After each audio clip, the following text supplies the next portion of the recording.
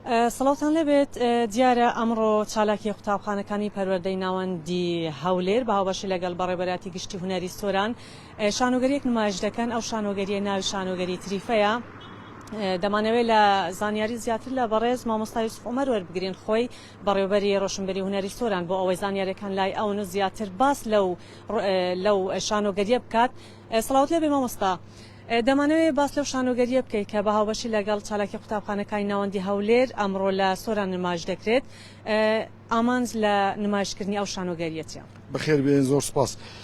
تەواو پاش دابڕانێکی دووسێ ساڵە لە بواری شانۆ بەتایبەتی کە فیستیڤاڵێکی شانۆ شەقامان ئەنجام دەن لەسەر ئاستی هەرێمی کوردستان لەبەر نەبوونی ئیمکانیەت و نەمانتوانێت ئەو فیستیڤاڵ ئەنجام بدەین، بەڵام بە هاوکاری بەڕێوەبەرایەتی پەروەردەی ناوەندی هەولێر و چالاکی قوتابخانەکانی هەولێر بەڕێز مامۆستاکاوە و ستافی چالاکی قوتابخانەکانی هەولێر توانیمان هەماهەنگی و کۆنتاکێک دروست بکەین بۆ بتوانین شانۆگەری تریفا لە هەولێرەوە ببینین بۆ سۆران، لە سۆران نمایشی بکەین.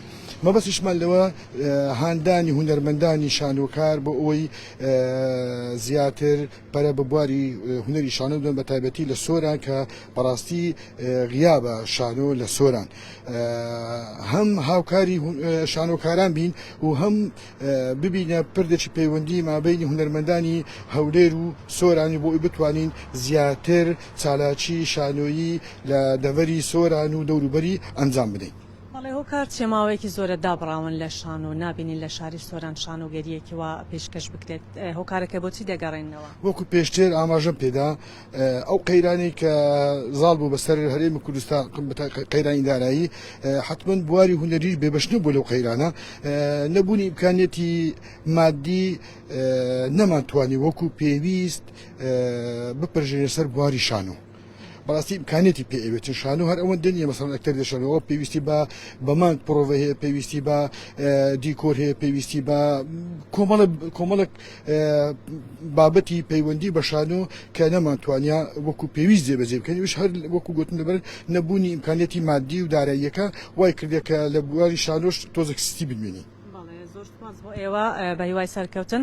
بەڵێ وەک باسییان لەوە کرد ئەمڕۆ لە کاتژمێرسێ لە هۆڵی ڕۆشنبیری سۆران ئەو شانۆگەریە نمایش دەکرێت لەگەڵ بەڕێوەبەری چالاکی قوتابخانەکانی ناوەندی هەولێریش ئەگەر بکرێ هاوکارمان بی مامۆستاکاوە بۆ ئەوی بزانین. سڵاوتان لێ بێ مامۆستاکاوە.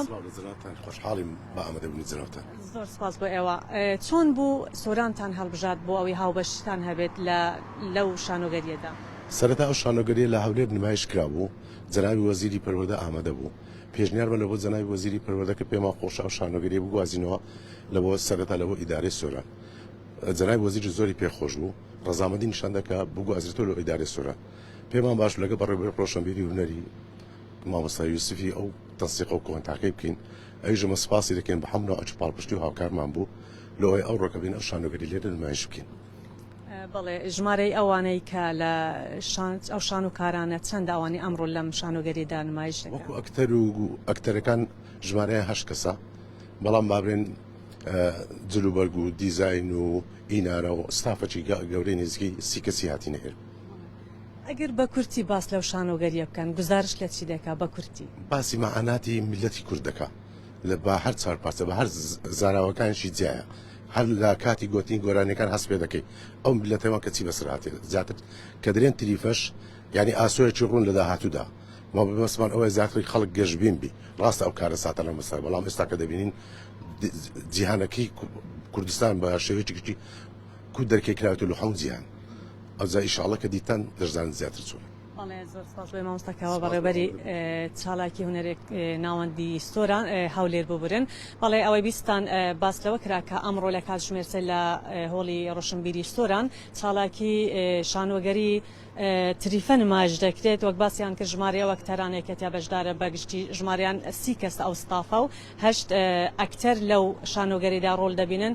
باس لە مەناعاتی کورد دەکرێت ئەوەی بەسەر کورد داهاتەوە. وەک باسییان کرد لە ئێوارەدا ئەگەر ئامادە بن و شانۆگەریەکە بینن زیاتر زانیاری لێوەردەگرن.